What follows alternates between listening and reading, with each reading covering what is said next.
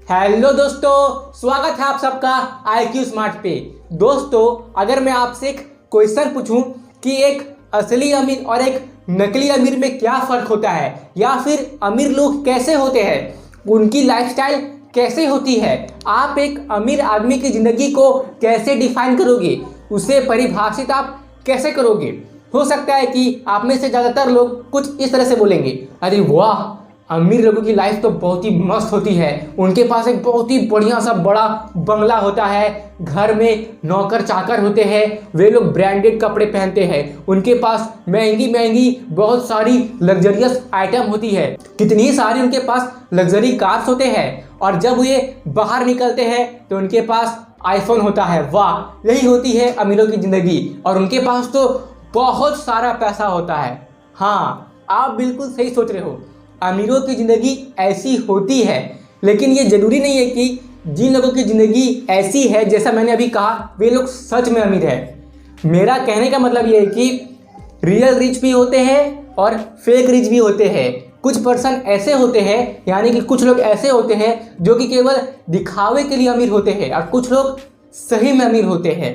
तो एक real rich और एक फेक रिच में क्या फ़र्क होता है, एक रिच पर्सन और एक वेल्दी पर्सन में क्या फ़र्क होता है, आज आप इस वीडियो में यही सब चीज़ समझने वाले हो।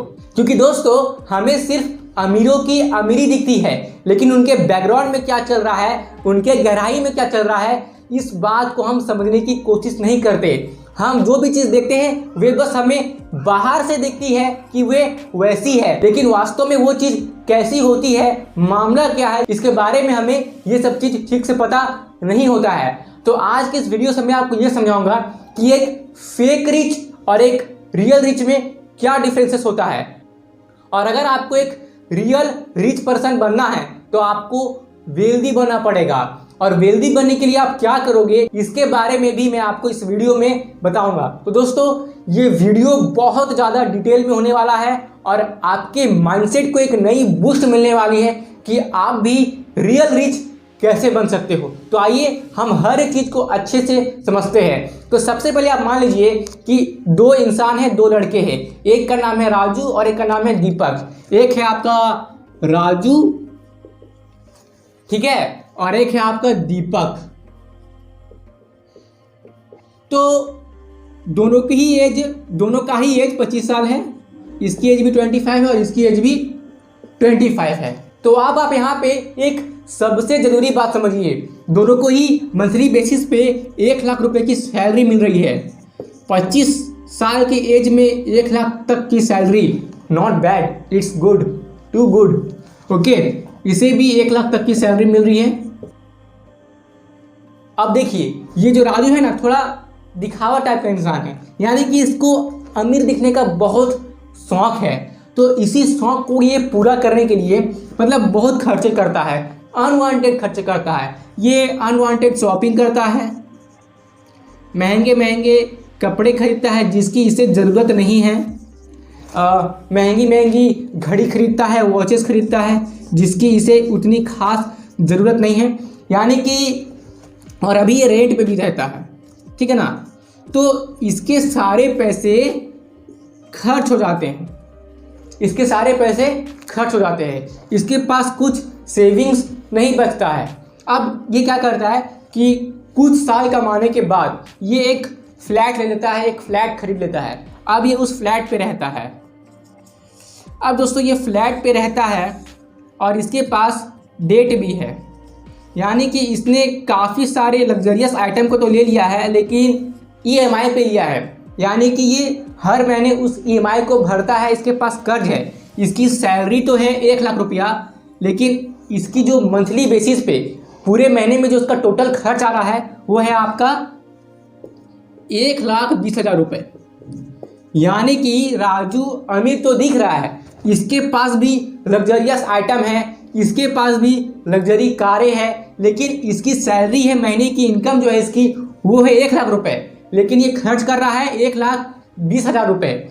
ये अमीर तो दिख रहा है, ये बाहर से अमीर तो दिख रहा है, इसके पास वो सारी चीज़ें हैं जो अमीरों के पास होती है जनरली, लेकिन ये कमा रहा है 1 लाख रुपया। आप मेरी बात को समझिए, और खर्च कर रहा है 20,000 रुपया। अब यहाँ राजू के केस में मतलब दीपक के केस में क्या हो रहा है, देखिए दीपक 1 लाख रुपए कमा रहा है, लेकिन वो अपने पैसे को स्मार्टली मैनेज कर रहा है। ये अपने पैसे को इन्वेस्ट भी करता है और साथ में ये महीने के 30,000 रुपए बचा भी ले रहा है। अब आप जरा इस बात को सोचिए कि जहां राजू ने कुछ साल कमाने के बाद फ्लैट ले लिया, लेकिन दीपक ने कुछ साल कमाने के बाद इसने भी फ्लैट लिया, ठीक है, बल्कि इसने 2 फ्लैट लिया, इसने 2 फ्लैट लिया, ज़्यादा बड़े नहीं लिए लेकिन 2 फ्लैट दीपक ने लिया। और क्या हो रहा है कि दीपक अभी भी रेंट पे रह रहा है, इसने 2 फ्लैट लिया लेकिन ये फिर भी रेंट पे रह रहा है और रेंट पे रहने के बावजूद इसको ना ये 2 फ्लैट जिसको खरीदा था दीपक ने, उससे यहाँ पे दीपक को रेंटल इनकम आ रहा है। यहाँ से दीपक रेंटल इनकम कमा रहा है और जो रेंटल इनकम दीपक कमा रहा है, इस इनकम से इसकी जो घर में रेंट पे रह रहा है उसकी पैसे की पूर्ति भी हो जा रही है, यानी कि ये रेंट जिस पे दीपक रह रहा है वो इसके रेंटल इनकम से कवर हो जा रहा है और साथ ही में इसके पास कुछ पैसे बच भी रहे हैं और ये अपने पैसे को स्मार्टली इन्वेस्ट भी कर रहा है और साथ ही में दीपक हर महीने 30,000 रुपये बचा भी ले रहा है। तो अब मुझे आप ही बताओ, दीपक अभी इस वक्त प्रेजेंट सिचुएशन में राजू कितना तो अमीर नहीं दिख रहा है। इसके पास राजू से ऐसी सामान बहुत कम है जिससे कि दीपक दिखने में अमीर लगे, लेकिन महीने में 30,000 रुपये बचा रहा है। इसके पास कोई डेट नहीं है, नो डेट, इसके पास कोई कर्ज नहीं है, जबकि राजू अमीर तो दिख रहा है, 1 लाख रुपये महीने में कमा रहा है और उसका खर्च आ रहा है 1,20,000 रुपये। और राजू के पर बहुत ज़्यादा डेट भी है क्योंकि इसने अमीर दिखने के चक्कर में ना बहुत सारी चीज़ों को EMI पे या लोन पे ले लिया है। तो मुझे आप बताइए कि इसमें से दोनों की फ्यूचर क्या होगी, दोनों की फ्यूचर क्या होगी? जाहिर सा बात है फ्यूचर में राजू पूरे कर्ज के जाल में फंस जाएगा, राजू फाइनेंशियली स्ट्रगल करेगा, जबकि दीपक के पास अभी भी कर्ज नहीं है और आगे जाके ये कर्ज मुक्त रहेगा और इसके पास फाइनेंशियल फ्रीडम होगी, तब जाके दीपक भी लग्जरियस आइटम को खरीदेगा, ये भी अब अमीर दिखेगा। देखिए दीपक भी डेट लेगा लेकिन ये रियल रिच पर्सन है, ये डेट तभी लेगा जब इसे ये लगे कि जो ये कर्ज ले रहा है उससे ये मुनाफा कैसे कमाएगा, उससे ये अपने किसी कारोबार को कैसे बढ़ाएगा। ये दीपक डेट लेगा, दीपक कर्ज लेगा और ज़्यादा पैसे कमाने के लिए, अपने इनकम के सोर्स को बढ़ाने के लिए, लेकिन राजू कर्ज लेगा अमीर दिखने के लिए। बात को समझिए, यहाँ पे जो राजू है ना ये फेक रिच है, रिच तो दिखता है लेकिन ये रिच है नहीं, और दीपक रियल रिच है, ठीक है। अब आप फेक रिच और रियल रिच के बीच में एक डिफरेंस को समझिए। जो फेक रिच पीपल होते हैं ना उनकी माइंडसेट कुछ इस तरीके से होती है कि मुझे पैसे चाहिए ताकि मैं अमीर दिख सकूं, और रियल रिच की थिंकिंग कुछ इस तरह से होती है, मुझे पैसे चाहिए ताकि मैं और भी अमीर बन सकूं। अब दोस्तों हो सकता है कि आप यहाँ ये क्वेश्चन पूछो, अगर हमारे पास पैसे आते हैं और उसे हम अपनी मर्जी से खर्च नहीं करेंगे, लग्जरियस आइटम नहीं लेंगे, महंगी महंगी चीज़ें नहीं खरीदेंगे, अगर हम अमीर नहीं दिखेंगे तो इस ज़िंदगी में आने का फ़ायदा क्या हुआ? अरे यार इस लाइफ को एंजॉय करो, पता नहीं ऐसा मौका फिर कभी मिले ना मिले, इसलिए अपने आज को पूरे अच्छे तरीके से एंजॉय करो, ठीक है। राजू तो अपने आज को एंजॉय कर ही रहा है लेकिन फ्यूचर में जाके ये कर्ज में फंस जाएगा, इसको स्ट्रेस होगा, फाइनेंशियली स्ट्रगल करेगा, ये कुछ नहीं कर पाएगा। इसके पास एक समय ऐसा आएगा कि मतलब उधार इसको चुकाना है, इसका ज़्यादातर पैसा तो उधार में चल जाएगा, तो ये जिएगा क्या? ये तो मतलब खत्म हो जाएगा, बाद में जाके स्ट्रेस में जिएगा, राइट रेस में फंस जाएगा। लेकिन दीपक अभी तो कुछ संघर्ष कर रहा है, अभी अपनी इच्छाओं को मार रहा है, लेकिन आगे जाके इसके पास फाइनेंशियल फ्रीडम होगा, फिर ये वो हर कुछ कर सकता है जो एक रियल रिच पर्सन करते हैं। अगर ये मतलब इसकी लाइफ आगे जाके ऐसी हो जाएगी कि इसे पैसे कमाने के लिए खुद एक्टिवली भी काम नहीं करना पड़ेगा। अभी जैसे कि मान लीजिए मैंने कहा था कि राजू की एज 25 साल है, दीपक की एज भी 25 साल है, तो राजू 25 साल के एज से ही पूरा खर्च कर रहा है, ऊपर से कर्ज में भी है, ज़्यादा खर्च कर रहा है, ठीक है। और दीपक की एज भी 25 साल है, लेकिन ये अपने पैसे को इन्वेस्ट कर रहा है, बचा भी रहा है, ठीक है, और स्मार्टली मैनेज भी कर रहा है अपने पैसों को। तो 10 साल बाद जब इसकी एज 35 होगी और जब इसकी एज 35 होगी तो राजू कर्ज में होगा और रैट रेस में होगा और दीपक के पास फाइनेंशियल फ्रीडम होगा। क्योंकि देखिए, दीपक भी अमीर दिख सकता है, वो भी अमीर बनेगा, लेकिन आपको वो अमीरी वाली लाइफ को पाने के लिए, यानी कि ओवरनाइट सक्सेस मत समझिए। ओवरनाइट सक्सेस के पीछे ना 20-30 साल का मेहनत होता है। तो राजू वही मेहनत अभी कर रहा है। अभी ये 10 साल मेहनत करेगा, ठीक है। 10 साल मेहनत करने के बाद जब ये 35 साल का हो जाएगा तब ये अमीरी वाली ज़िंदगी जिएगा। और 35 साल के एज में भी तो हम यंग ही होते हैं ना, हमारे पास बहुत एनर्जी रहता है, हम एंजॉय कर सकते हैं। लेकिन उस एंजॉयमेंट को बिना किसी टेंशन के साथ करने के लिए हमें अभी 10 साल मेहनत करना पड़ेगा। जबकि राजू तो अभी एंजॉय कर रहा है, अभी 10 साल तो एंजॉय कर लेगा, लेकिन इसके पास टेंशन रहेगा कि मुझे उधार चुकाना है, अरे मुझे यहाँ पैसा चुकाना है, अरे मुझे वहाँ पैसा चुकाना है, अरे मुझे इतने पैसे कमाने पड़ेंगे। मैं कमा रहा हूँ 1 लाख लेकिन चुकाऊंगा 1,20,000, मेरा तो 1,20,000 रुपया खर्च हो जा रहा है, जबकि मैं कमा रहा हूँ 1 लाख। ओ माय गॉड, क्या होगा? इसके पास टेंशन रहेगा, यानी कि ये फ्रीली कुछ चीज़ को एंजॉय भी नहीं कर पाएगा और आगे जाके ये स्ट्रगल करेगा। दीपक फ्री रहेगा। तो आप समझ रहे मेरी बात को कि एक रियल रिच और एक फेक रिच में क्या फ़र्क होता है, समझ रहे हो? तो अगर आपको भी एक रियल रिच पर्सन बनना है और आप किसी रिच बैकग्राउंड से नहीं आते हो, अगर आप भी किसी lower middle class family background से आते हो मेरी तरह, तो आपको शुरू में खुद से मेहनत करना पड़ेगा। स्टार्टिंग में आपको थोड़ी बहुत अपनी इच्छाओं को मारना पड़ेगा, लेकिन वो इच्छाओं को मारो मत, कुछ समय के लिए दबा दो, कुछ समय के लिए दबा दो। उससे कहीं पेपर पे लिख लो कि ये मेरा गोल है, मुझे इसको पूरा करना है और उसको पाने के लिए मेहनत करो। देखना, जब आप अपनी इच्छाओं को इस तरीके से पूरा करोगे ना कि आपको ज़्यादा टेंशन नहीं हो और आप फाइनेंशियली फ्री होकर जब ऐसा करोगे, आपको पैसे की चिंता ना करना पड़े, ऐसी स्थिति जब आपके पास आ जाएगी, तब आप अपने पैसे को खर्च करोगे ना तो आपको उतना गम भी नहीं रहेगा और आप अच्छे से जी भी पाओगे।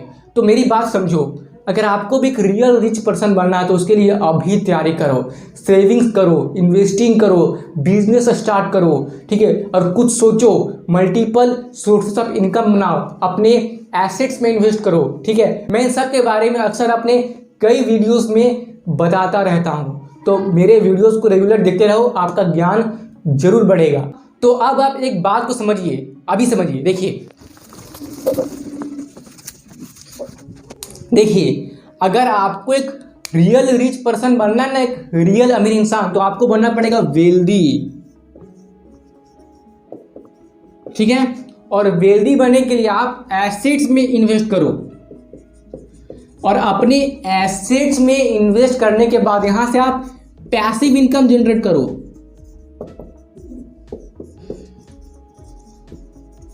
और जब आपके पास इतने पैसिव इनकम जनरेट हो जाए कि ये आपके पूरे खर्चे को संभाल लेना, तब आप अपने शौक को पूरा करो, तब आप एंजॉय करो। और ये चीज़ आप जितनी जल्दी करोगे उतना जल्दी आपके लिए अच्छा। इसकी कोई सटीक उम्र नहीं है कि इसी उम्र में ये चीज़ अचीव हो पाएगी।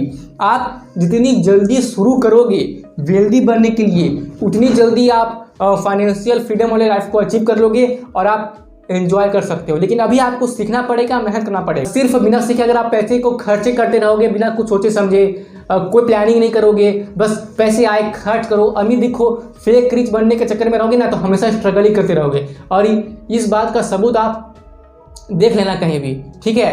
और आप इस बात को समझिए कि जो मुकेश अंबानी हैं वो भी तो अपने बच्चों के शादी में या आप कह लो कि बर्थडे पार्टी में कितना रुपया खर्च करता है, ठीक है ना। उतना पैसा तो मतलब कि आम इंसान पूरे जीवन भर में भी नहीं कमा पाता है, ठीक है ना, जितना पैसा वो एक मुकेश अंबानी जी किसी के मतलब अपने परिवार के किसी के शादी में या पार्टी में खर्च कर देते हैं, ठीक है ना।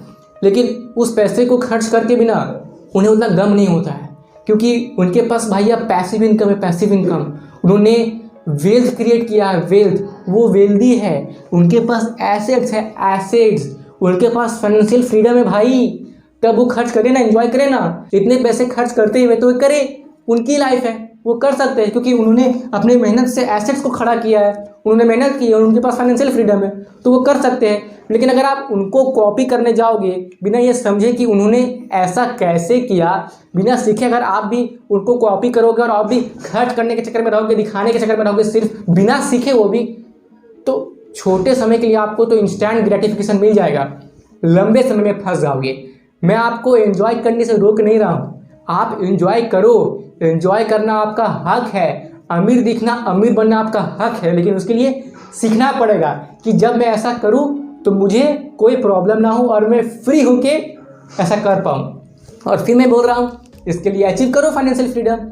और हाँ, अभी मैं आपको वेल्दी बनने के लिए 10 इंपॉर्टेंट टिप्स बता रहा हूँ, जिसे अगर आप अच्छे से समझ जाते हो और अपने लाइफ में प्रैक्टिकली इस चीज़ को अप्लाई करते हो तो आप वेल्दी बनोगे और आप भी अपने हर उस सपने को पूरे कर सकते हो जो पूरा नहीं हो पा रहा है मात्र पैसे की वजह से, वो सब कुछ पूरा होगा। तो अभी देखिए आप वेल्दी बनने के लिए 10 इंपॉर्टेंट टिप्स। आइए जानते हैं वेल्दी बनने के लिए 10 सबसे इंपॉर्टेंट टिप्स। तो आप देख सकते हैं, पहली टिप ये है कि हमेशा अपने इनकम का 10 to 15% पैसा हर महीने बचत करो, उसकी सेविंग करो, ये आपको काम आएगा हमेशा।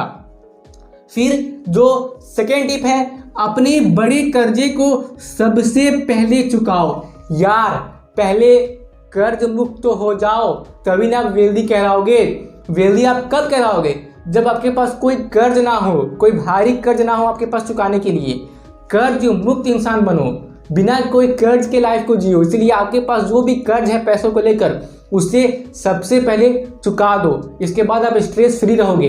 ठीक है, आपको चिंता कम होगी आगे बढ़ने के लिए, मेहनत करने के लिए। ओके, फिर आपको क्या करना है, अवॉइड न्यू डेट, किसी भी तरह की डेट लेने से बचो। और अगर आप डेट इसलिए ले रहे हो कि उससे आप अपने किसी बिजनेस को एक्सपैंड करोगे, अपना कुछ कारोबार बढ़ाओगे, तब आप वो डेट लो। अगर उस डेट को चुकाने की क्षमता है आप में, तभी वो डेट लो। लेकिन कोशिश करो कि आप ऐसे डेट से दूर ही रहो जिसे सिर्फ आप मस्ती करने के लिए या अमीर दिखने के लिए डेट ले रहे हो। ऐसे डेट को तो अवॉइड ही करना सीखो। ओके, अब आपको क्या करना है कि किसी को भी इम्प्रेस करने के लिए कोई चीज़ नहीं खरीदनी है भैया। इससे जितना जल्दी दूर होगे ना, उतना ज़्यादा आपके लिए अच्छा। किसी को इम्प्रेस करने के लिए, प्रभावित करने के लिए कोई चीज़ मत खरीदो। यानी कि आप किसी, मतलब बात समझो यार, मतलब आप चीज़ें खरीदो लेकिन किसी को इम्प्रेस करने के लिए, केवल इम्प्रेस करने के लिए चीज़ मत खरीदो। ठीक है ना, मतलब खुद के लिए कोई भी चीज़ किसी को इम्प्रेस करने के लिए नहीं खरीदो, इससे दूर रहो। ठीक है, और एक्स्ट्रा इनकम जनरेट करो, मल्टीपल सोर्सेस ऑफ इनकम बनाओ। कब तक सिंगल सोर्स पे अटके रहोगे? अपने लिए मल्टीपल सोर्सेस ऑफ इनकम जरूर बनाओ। ओके, अब नंबर 6 जो टिप है ना, फाइनेंशियल एजुकेशन, रेगुलर बेसिस पर फाइनेंशियल एजुकेशन लो। अगर आप खुद को फाइनेंशियली एजुकेट नहीं करोगे तो आपका फाइनेंशियल इंटेलिजेंस नहीं बढ़ेगा, आप अपने पैसे को संभाल नहीं पाओगे। अगर आपके पास ज़्यादा पैसा आएगा तो उसे आप नहीं संभाल पाओगे। अगर आपके पास अमीर बनने का मौका आएगा तो आप लंबे समय तक अमीर नहीं रह पाओगे। अगर आप फाइनेंशियल एजुकेशन रेगुलर बेसिस पे नहीं लेते हो तो इसे लेना शुरू करो। अगर अभी आपने स्टार्ट नहीं किया है तो स्टार्ट करो। फिर आप क्या करो कि 50-30-20 रूल फॉलो करो। इस पे मैंने दो वीडियो बनाई है, उन दोनों वीडियो की लिंक आपको डिस्क्रिप्शन बॉक्स में मिल जाएगी और आई बटन पर भी लिंक तो आ ही रहा होगा। ठीक है, फिर आप मतलब जितनी जल्दी हो सके ना इन्वेस्ट करना स्टार्ट करो, जितना जल्दी हो सके इन्वेस्ट करना स्टार्ट करो, क्योंकि इन्वेस्टिंग करना फाइनेंशियल फ्रीडम वाली लाइफ को अचीव करने का सबसे बेस्ट तरीका है मेरे अकॉर्डिंग। ओके, अब आप क्या करो कि अपने ना मनी को ना किसी यूजलेस थिंग्स पे ना वेस्ट करना बंद करो। अगर वेल्दी बनने के लिए, रियल रिच बनने का सपना देख रहे हो ना, तो यूजलेस थिंग पे जिसकी आपको ज़रूरत नहीं है ना, तो उस पर पैसे खर्च करना बंद करो। यानी कि अनवांटेड शॉपिंग, क्योंकि आपका गोल बड़ा है, आपको वेल्दी बनना है, तो उसके लिए अभी फिलहाल इस वक्त आपको अनवांटेड शॉपिंग से मतलब कि विदा लेना पड़ेगा अभी के लिए। ठीक है ना, जब तक आप वेल्दी नहीं बन जाते तब तक। उसके बाद अगर आपके पास बहुत ज़्यादा पैसे आ जाए तो मैनेज करो मनी को अच्छे से। मनी को मैनेज करने के लिए मैंने एक स्पेशल वीडियो बनाया है, उससे आप देखो।